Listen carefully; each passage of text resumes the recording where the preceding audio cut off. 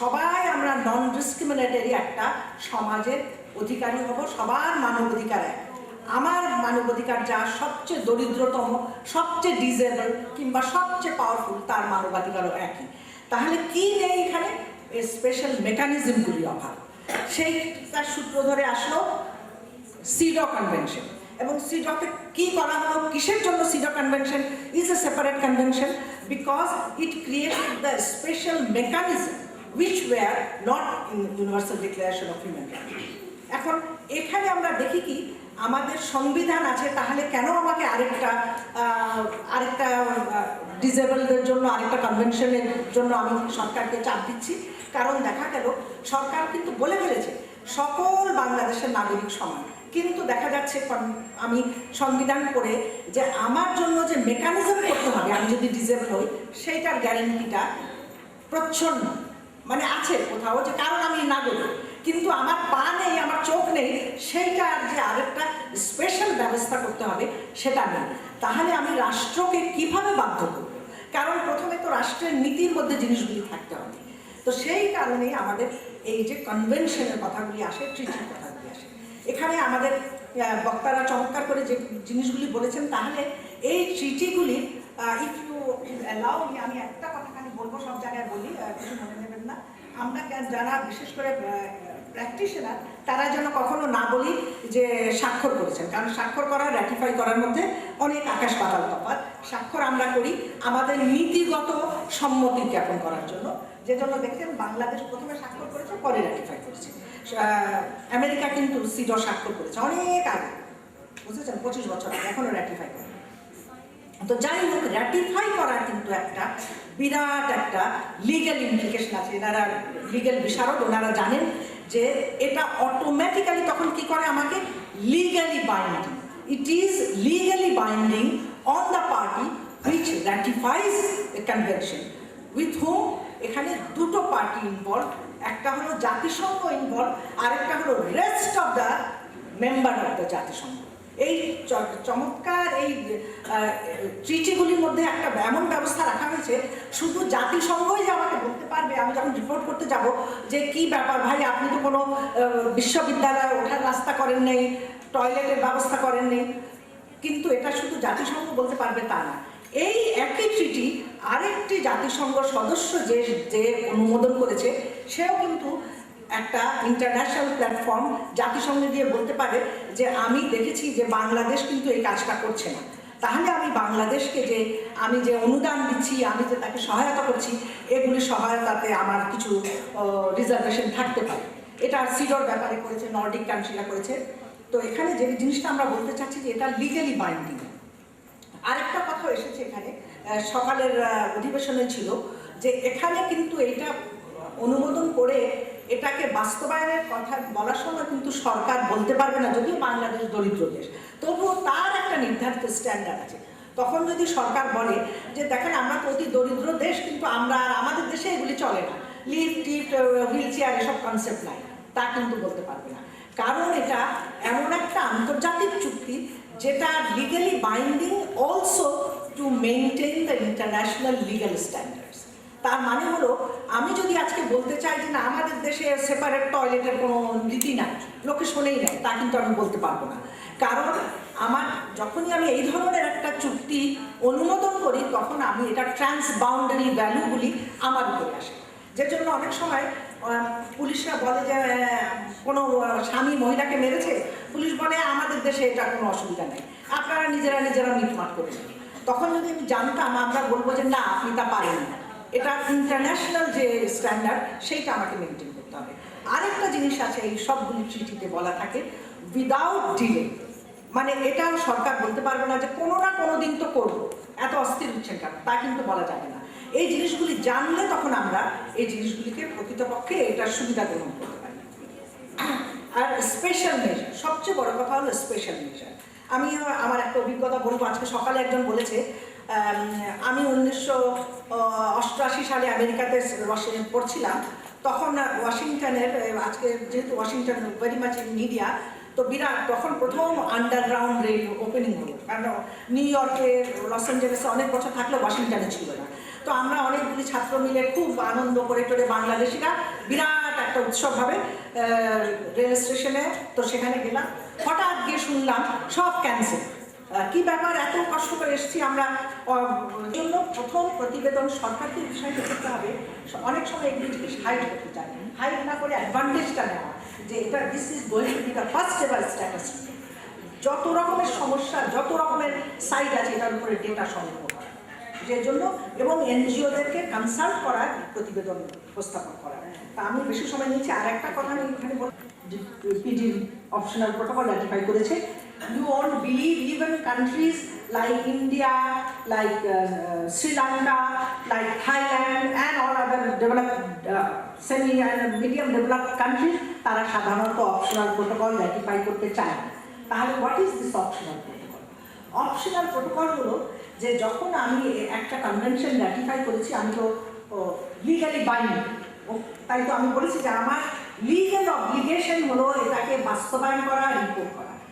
কিন্তু অনেক সময় দেখা যাচ্ছে যে তা সত্ত্বেও একটা যে কোনো গোষ্ঠী, মাইনরিটি কিংবা নারী কিংবা অ্যাসিড এফেক্টেড কিংবা যে কোনো গ্রুপ কিংবা প্রতিবন্ধী, তারা মনে করতে পারে এবং সত্যি হতে পারে যে তারা দেখছে যে কিন্তু আমাদের কথা শোনে না এই সরকার, যেমন সিডর ব্যাপারে। তখন আমি সেইটার জন্য বলা হয় যে যদি কোনো কান্ট্রিতে যারা এই ধরনের সনদগুলিকে পরিগ্রহণ করেছে, অর্থাৎ র্যাটিফাই করেছে, যেটা তাদের উপরে লিগালি বাইন্ডিং, সেই সব দেশে এর মধ্যে যে যে অধিকারের কথা বলা আছে সেই অধিকার কিন্তু হতে হবে। ধরেন এখানে বলা আছে যে একটা প্রতিবন্ধীর শিক্ষাটা এনশিওর করতে হবে। এখন একটা প্রতিবন্ধী কিংবা গ্রুপ অফ প্রতিবন্ধী তো বটে, ইভেন একজন প্রতিবন্ধী যদি মনে করে যে আমি অনেক চেষ্টা করেছি যে আমাকে এইটা দিতে, আমি শিক্ষিত হতে চাই কিন্তু পারিনি, উনি পেরে গেছেন। আরেকজন যদি বলতো যে আমি ইংলিশই পড়তে চাই কিন্তু ইংলিশ ডিপার্টমেন্ট এত দূর, 12 তলা, এটা নাই ওটা নাই, আমি কিছুতেই পারতাম, ওই একজনও তখন ওই প্রোটোকলের নিয়ে সে জাতিসংঘের কাছে একটা কমপ্লেন দেবে যে আমার রাইট ভায়োলেটেড হয়েছে as it is being set fourth in the convention. অর্থাৎ কনভেনশনে যে কথাটা আছে সেইটা সংশ্লিষ্ট রাইট হতে হবে, সেই রাইটটা আমার ভায়োলেটেড হয়েছে। তাহলে জাতিসংঘ আমার দেশে প্রথমে লিখিত একটা ইনকোয়ারি পাঠাবে যে শিরিন আক্তারের রাইট কেন ভায়োলেটেড হয়েছে এটা আমি জানতে চাই, এবং শিরিন আক্তারের এই কথাগুলো জাতিসংঘ, আমি বলবো তাহলে আমি কিছু লোক পাঠাবো আপনার দেশে। তবে এইটাকে ওরা লিগ্যাল ল্যাঙ্গুয়েজে বলে গ্রেভ অ্যান্ড সিস্টেমেটিক ভায়োলেশন। এটা অত্যন্ত গ্রেভ ভায়োলেশন হতে হবে, অত্যন্ত গুরুতর ভায়োলেশন অফ রাইট, এবং সিস্টেমেটিক, দেখা যাচ্ছে বারবারই হচ্ছে। এটা সাধারণত গ্রুপের ব্যাপারে খুব প্রযোজ্য হয়। মাইনরিটি গ্রুপ, তারা বলে যে যেমন এখানে অনেকগুলি ভোট দিতে পারছে, তারা যদি যেত, তো এইগুলো অপশনাল প্রোটোকল। তাহলে দেখেন এক সেন্সে কিন্তু আমরা সরকারকে ধন্যবাদ দিতে বাধ্য যে এই ইনস্ট্রুমেন্টগুলি আমার হাতে দিয়েছে, কিন্তু আরেক সেন্সে আমি যদি না জানি আমি কিন্তু এর কিছুই ব্যবহার করতে পারবো না। সেই জন্য এটা জানাটা খুব জরুরি। এবং আরেকটা কথা, লাস্ট কথা, যেটা সিডর, সিআরসিতে একটা ধারা আছে, স্পেসিফিক্যালি ধারাই আছে যে প্রতিবন্ধী শিশুদের বিরুদ্ধে কোনো বৈষম্য হতে পারবে না। এবং সিডতে 16 নম্বর জেনারেল রেকমেন্ডেশন একটা গ্রহণ করা হয়েছে। তার মানে হলো সিডো যখন রিপোর্টিং হচ্ছে তখনও আপনারা খোঁজ খবর করতে পারেন আপনাদের ব্যাপার রিপোর্টেড হলো কিনা।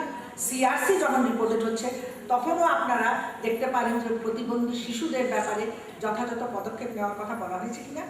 এবং সিআরডিপিতে তো কথাই নাই, এটা অবশ্যই বলতে পারেন। তো এইটুকু আপনাদের ধ্যান ধারণা দিয়ে আমি একটুখানি মনে হলো যে এটা বললে বোধহয় একটু সুবিধা হবে ব্যাকগ্রাউন্ড। তারপরে আমাদের প্রশ্ন উত্তরের অধিবেশনটা আমরা শুরু করছি। যে কোনো প্রশ্ন থাকে মন খুলে করবেন, ভাববেন যে জানি না তা কেউ ভাববেন আমরা অনেক কম জানি, but it is more important that এটা এই যে এত ইম্পর্টেন্ট যে ইনস্ট্রুমেন্টগুলি আমাদের হাতে আছে এগুলিতে আনফর্চুনেটলি আমরা ব্যবহার না জানাতে সুযোগ দিতে পারি। ধন্যবাদ।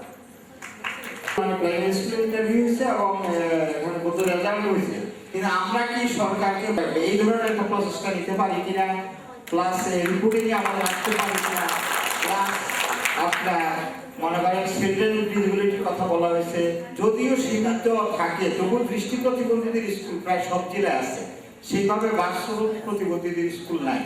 এই ব্যাপারটা আমার মনে হয় আমরা সরকারের রিপোর্টিং আসতে পারে, এটা হিউম্যান রাইটস পড়ে।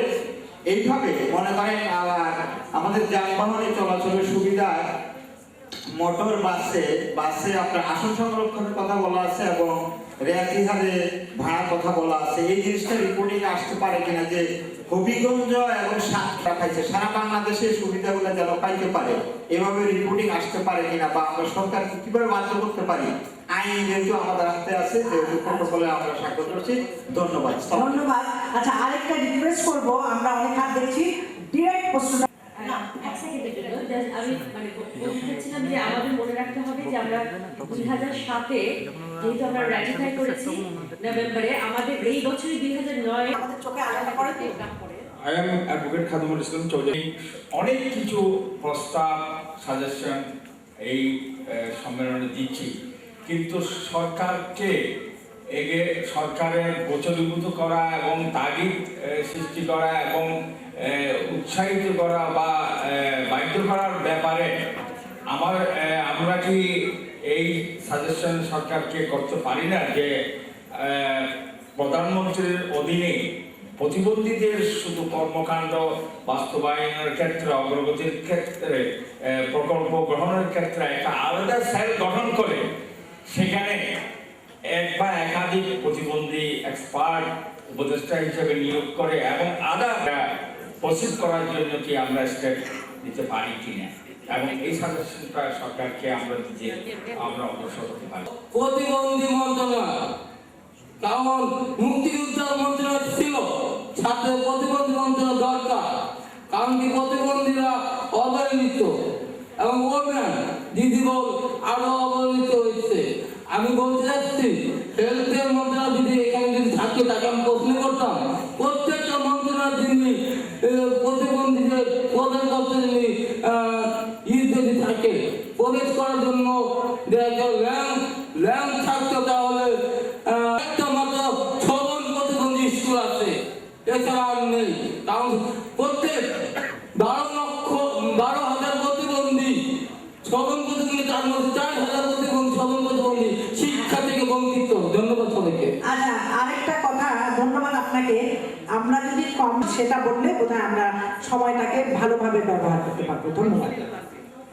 ছাত্রী আছেন এবং অনাথ প্রতিবন্ধী ছাত্রছাত্রীরা আছেন, কিন্তু ওখানে যে সুযোগ সুবিধা নেই। ওনার যে জ্ঞাত বিষয়টা উনি এটা খুব ভালো করে বলেছেন যে উনি জানেন, কিন্তু ওখানে যে নেই এই বিষয়টা যে কেন উপলব্ধি করা হচ্ছে না বা কবে করা হবে, এই বিষয়ে আমি আসলে একটু জানতে চাই, আরও করা হবে কিনা।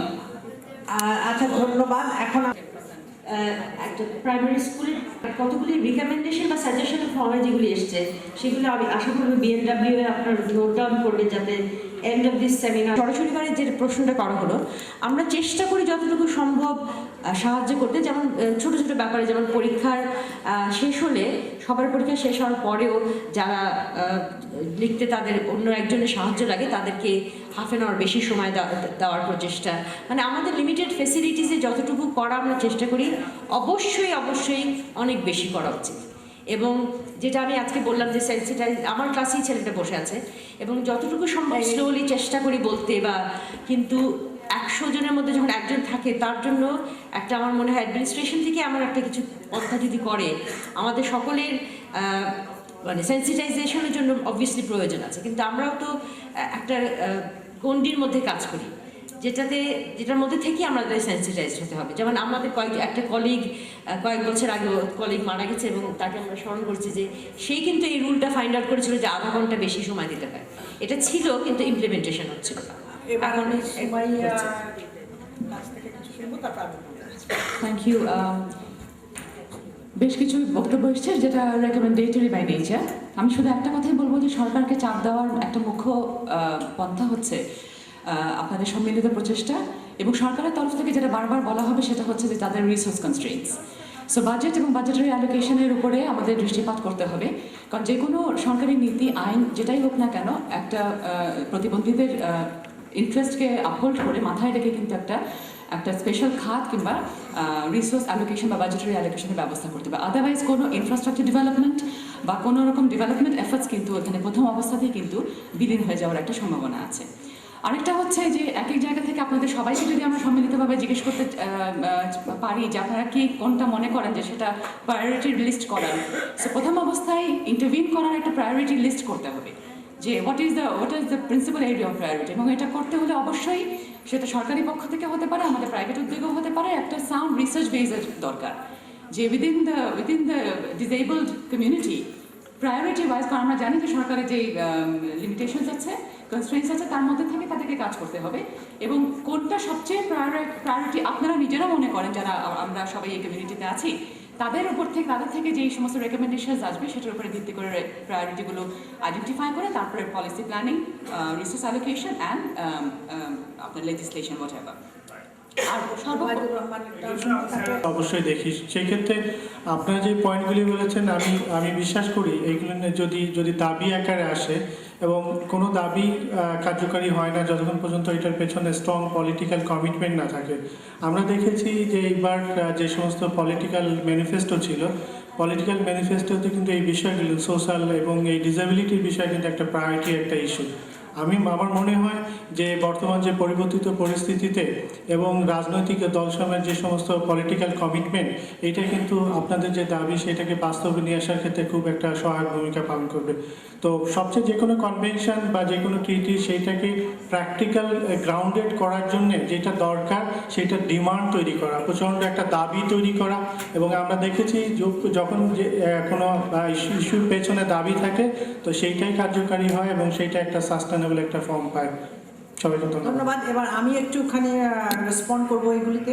প্রথমটা যেটা ছিল 10% চাকরি কথা, এবং আপনি বলেছিলেন যে চাকরির দাবিটা তো কোনো প্রশ্নই ওঠে না, এটা অত্যন্ত গুরুত্বপূর্ণ একটা সার্ভাইভালের কোয়েশ্চেন।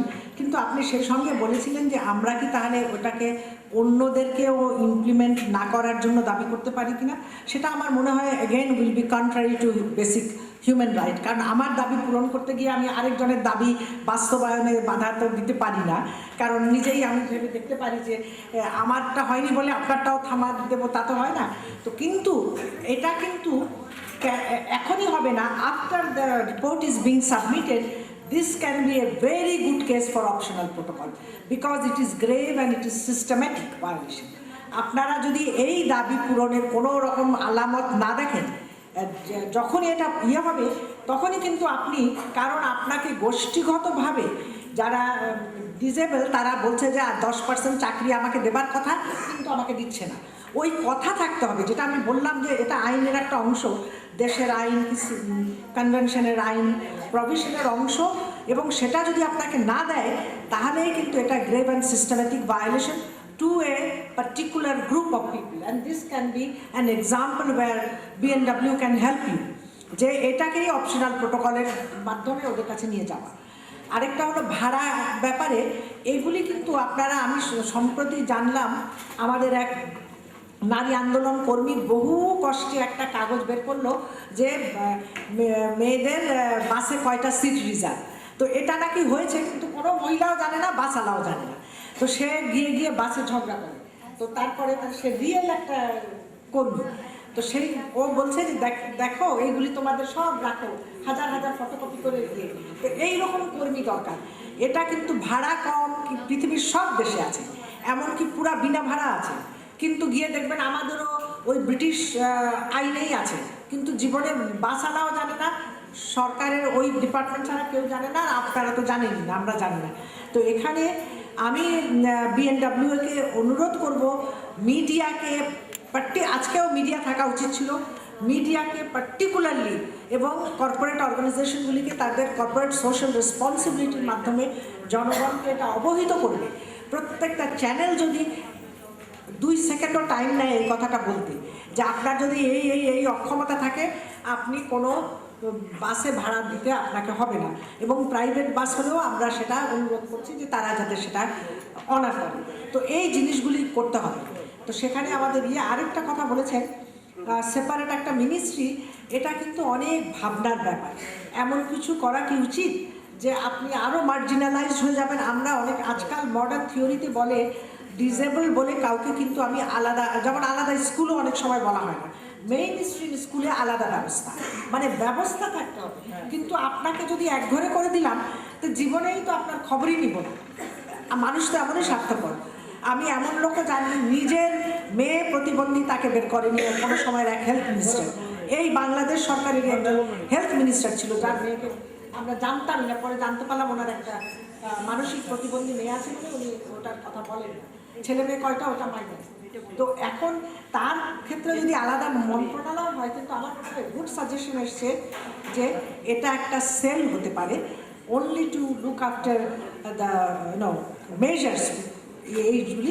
তবে যদি এনজিও মুভমেন্ট যদি স্ট্রং হয়, মনিটরিং যদি স্ট্রং হয়, তাহলে তো আপনার দাবি তো হলো মেইন স্ট্রিমের সাথে যাওয়া। আমরা নারীরা যেটা বলছি যে আমাকে ওর পাশে দিতে হবে, আমাকে আলাদা ঘরে ঢুকিয়ে মন্ত্রণালয় বানিয়ে নিতে হবে না। তো এতে করে মার্জিনালাইজ হওয়ার সম্ভাবনা অনেক বেশি আছে, বাট এটা আপনাদের ব্যাপার। আমরা শুধু বলবো আপনারা চিন্তা করে দেখবেন। এখন নেক্সট রাউন্ড অফ কোয়েশ্চেন। শুধুমাত্র সমাজ কল্যাণ মন্ত্রণালয়ের আন্ডারে ফেলে দেওয়া হয়েছে। তো আমার মনে হয় যে উন্নয়নের একটা বড় অন্তরায় আমি বলবো এটা, কারণ আমার সাথে কলেজে ভর্তি করবে না, ম্যাডাম বলে দিল আমার আম্মাকে, আপনার এত বড় সাহস, আপনার এই মেয়েকে আপনি এত বড় প্রতিষ্ঠানে ভর্তি করতে নিয়ে আসছেন।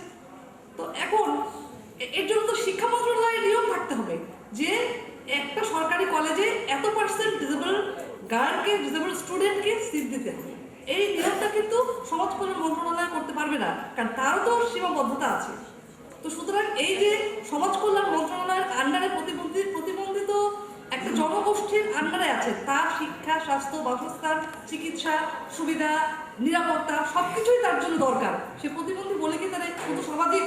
ধন্যবাদ। আমার মনে হয় আপনার প্রশ্নের উত্তর আপনিই দিয়েছেন, কারণ আপনি ঠিকই নয় হলে you people will be totally forgotten, এবং কোনো সরকারেরও সম্ভব হবে না, কারণ আপনি আপনার উত্তর দিয়েছেন ওই শিক্ষা মন্ত্রণালয়ই আপনার থাকতে হবে এবং হেলথ মন্ত্রণালয়। আপনি তো গিয়ে বলবেন এটা নেই কেন, কারণ প্রতিটা রোগী কি একরকম, যারা সো কল লেভেল বডি তারা কি একই ওষুধ নিয়ে আসেন, তারাও তো হাজার রকমের ওষুধ নিয়ে আসেন। তো কাজেই আপনি আপনার উত্তর দিয়েছেন যে আপনাদের ফাইটটা হতে হবে মেইন স্ট্রিমে, প্রতি জায়গায় আমার জন্য সুব্যবস্থা থাকতে হবে। যেমন আমরা নারীরা বলেছি যে নারীকে তো নারী মন্ত্রণালয়ের প্রতিনিধিত্ব রাখতে পারবেন না, ওটা হলো some specific policy measures, some additional affirmative programme.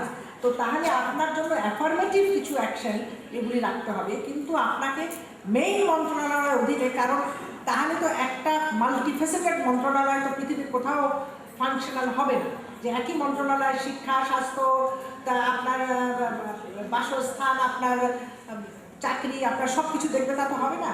তো যেখানে আবার কথা আসছে যে আমরা নিজেরা অ্যাওয়্যার হবো, অন্যকে অ্যাওয়্যার করবো এবং দাবি করতে জানতে হবে, তার জন্য national solidarity, not solidarity only among the disable people.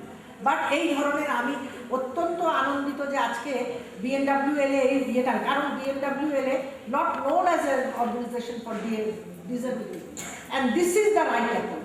আমি একটা সংগঠনে আছি, মোমেন্ট ফর ওমেন, আজকে আমি অনুপ্রাণিত হয়েছি যে আমাদের ওখানে আমরা অনুপ্রাণিত হব। তো এইটাই তো হতে হবে। আমার মতন যারা বিএনডব্লিউএল এর মতন যারা, তাদেরকে বুঝতে হবে যে তাদের দায়িত্বর বাউন্ডারি এখানে শেষ হয় না, বিয়ন্ড দিস। তো আমরা নেক্সট রাউন্ড অফ কোয়েশ্চেন এবং বিভাগীয় পর্যায়ে ধরনের সেমিনার দরকার। এই যেখানে হাত উঠেছে, প্লিজ আপনাকে মাইক্রোফোন দেন। বাংলাদেশের প্রতিবন্ধী ভাই বোনরা তাদের অধিকার নিয়ে তারা সুখ পাবে কিনা এটা একমাত্র আল্লাহ তাআলাই জানেন। আমি তার কাছে দোয়া করি, আপনি কেন আমাদেরকে প্রতিবন্ধী করে সৃষ্টি করলেন? আপনার কি লাভ? আমাদের কষ্ট কেউ তো বুঝে না, এই দেশের সরকার বুঝে না, জনগণ বুঝে না, আন্তর্জাতিক ক্ষেত্র কেউ তো বুঝে না। যাও বুঝায়, যত ধীরে ধীরে আমরা তো সে সাথ গ্রহণ করে যেতে পারবো কিনা সেটা সন্দেহান। আজকে আপনাদেরকে মোবারকবাদ জানাচ্ছি। আমি বলতে চাই, যেখানে সকলের জন্য শিক্ষা বাধ্যতামূলক, আমার প্রতিবন্ধী শিক্ষা নাই কেন? এই জবাব কে দিবে? আপনারাই বলুন। 1974 সালে তৎকালীন সরকার আমার দৃষ্টিহীনদের প্রাইমারি শিক্ষার পর শিক্ষা বন্ধ করে দিয়েছিল। তারপর আমার 200 প্রতিবন্ধীদেরকে নিয়ে সচিবালয়ের সম্মুখে আমি শুয়ে থাকার অভিযান করছিলাম। তারপরে প্রায় 2 মাস সংগ্রামের পর তারপর আমার দৃষ্টিহীনদের শিক্ষা তা উন্মুক্ত করে কোটি মানুষ বাঁচতে পারে।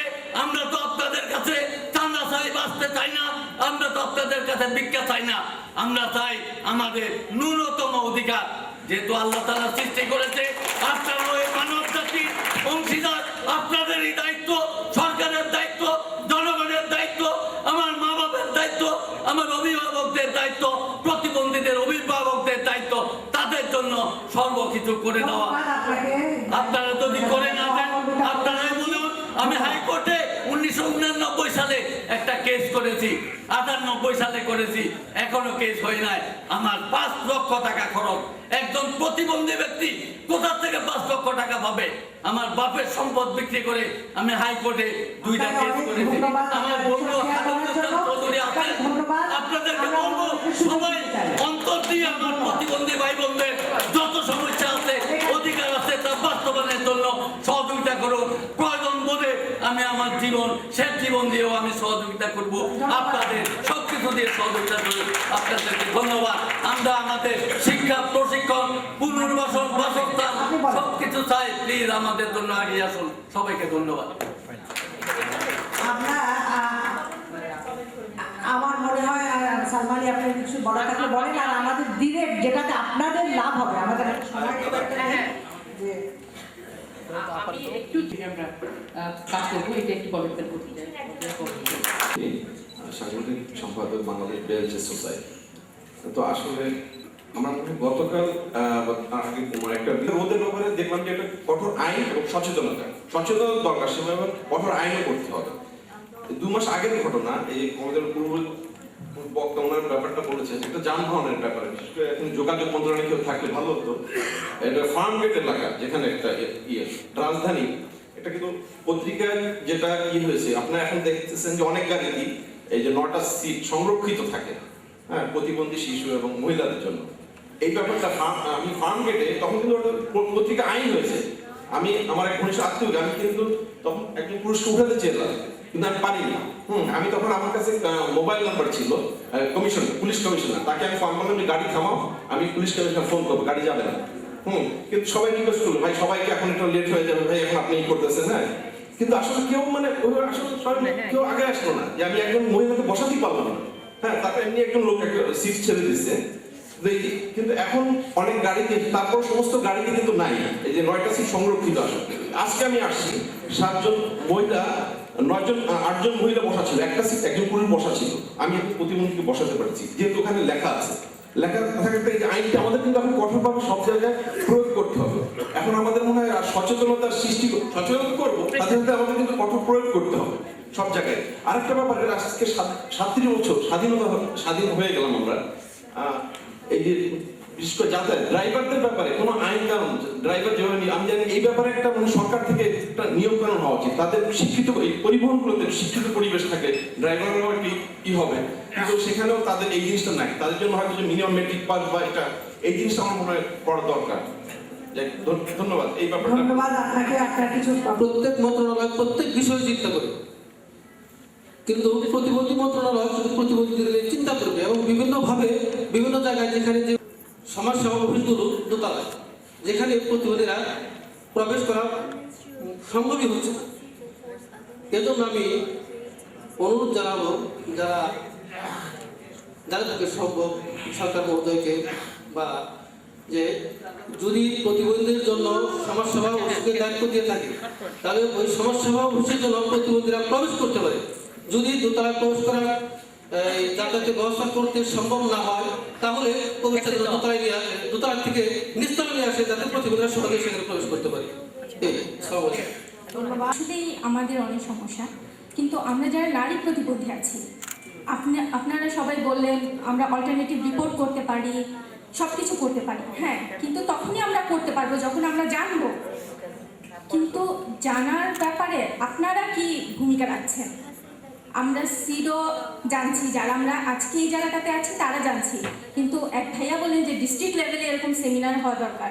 সেই ব্যাপারে আপনাদের ভূমিকা কতটুকু এবং কিভাবে সেই পর্যন্ত আপনাদের থেকে আপনারা আমাদেরকে নিয়ে সরকার পর্যন্ত যাবেন এবং আমরা সরকারের সাথে সরাসরি একটা যোগাযোগ স্থাপন করতে পারবো, এই ব্যাপারটা যদি একটু ক্লিয়ার করেন।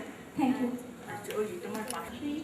Questions relate to some of the issues that were raised earlier by the panelists. especially by the panelists who spoke so evocatively about the failures and the weaknesses of the CRC reporting processes, as well as the fact that the CRC shadow report or alternative report did not focus on the rights of children with disabilities. And I was very surprised to hear that, because the CRC very specifically in Article 2 refers in its anti-discrimination clause to the rights of all children, including children with disabilities.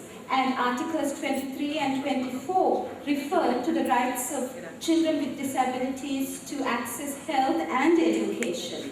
So given the fact that you so very clearly reflected upon the weaknesses of the CRC reporting process, my question to all of us here is, how can we learn from those mistakes?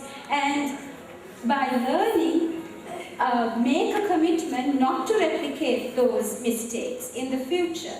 Is there a way that coming together like this, we can work together on the next CRC report, both the state party report as well as the shadow report, to advance the issues concerning the rights of children with disabilities?